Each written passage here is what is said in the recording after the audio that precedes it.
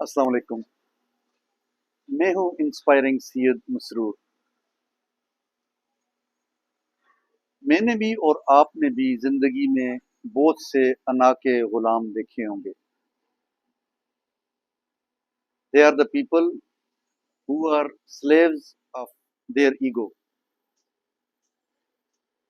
वो अपनी अना की गुलामी में इस हद तक आगे चले जाते हैं कि वो अपनी ज़ात, अपना किरदार, अपनी शान शौकत, अपना हाल, अपना मुस्तकबिल सब कुछ दांव पे लगा देते हैं।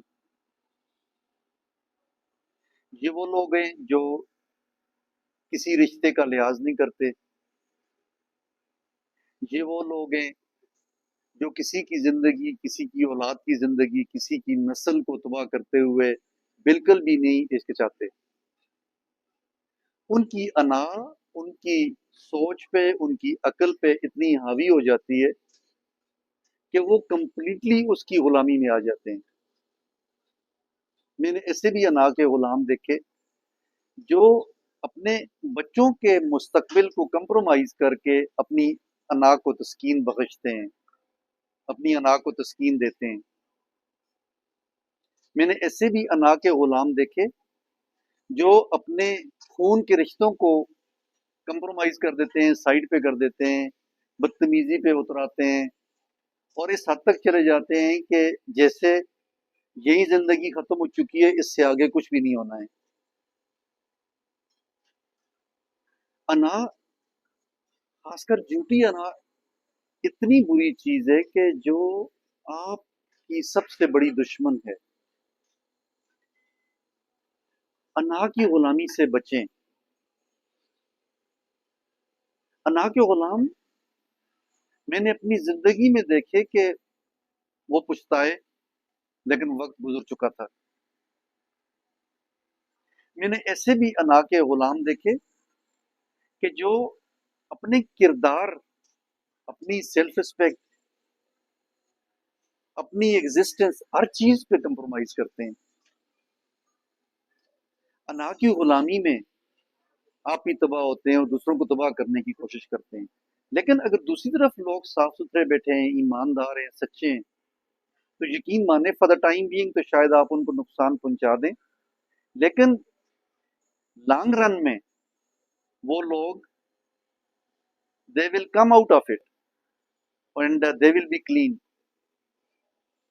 और वो मुतमईन होंगे, आराम की नींद सोएंगे, सुकून की जिंदगी गुजारेंगे।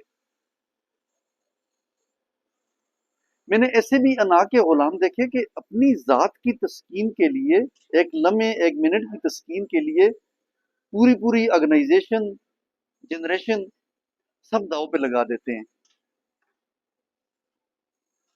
कितनी बुरी बात है। हम ये सब कुछ क्यों करते हैं? हमें पता होता है इस बात का कि जो हम कर रहे हैं वो गलत है। हम झूठ से, बेईमानी से, धोखे से अपनी अना की तस्कीन के लिए दूसरों को टारगेट करके दूसरों को गिराने की कोशिश करते हैं, लेग पुलिंग करते हैं, किरदार कशी करते हैं। हम ये नहीं सोचते कि ये सब कुछ हमारे साथ भी होगा। As you sow so shall you reap. जैसा बोएंगे वैसा ही काटेंगे। और ये जिंदगी का तजर्बा है जो मैं आपसे शेयर कर रहा हूँ।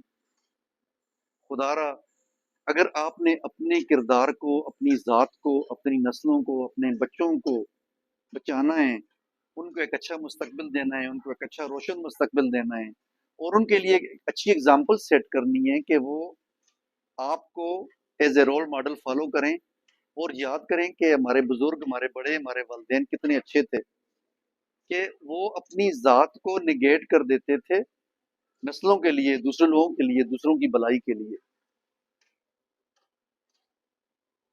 इसलिए अपने आप को अच्छी एग्जाम्पल बनाएं और अना की गुलामी से बचें। किसी से ऊंची आवाज में बात करना, किसी के साथ बदतमीजी करना, बड़ों का अदब न करना, छोटों पे शफकत न करना, अपने काम के साथ ईमानदारी से पेश न आना, जो अच्छाई करे उसको स्टेप करना और अपनी अना को की तस्कीन के लिए लोगों को तबाही के दाने पे ला के खड़ा कर देना,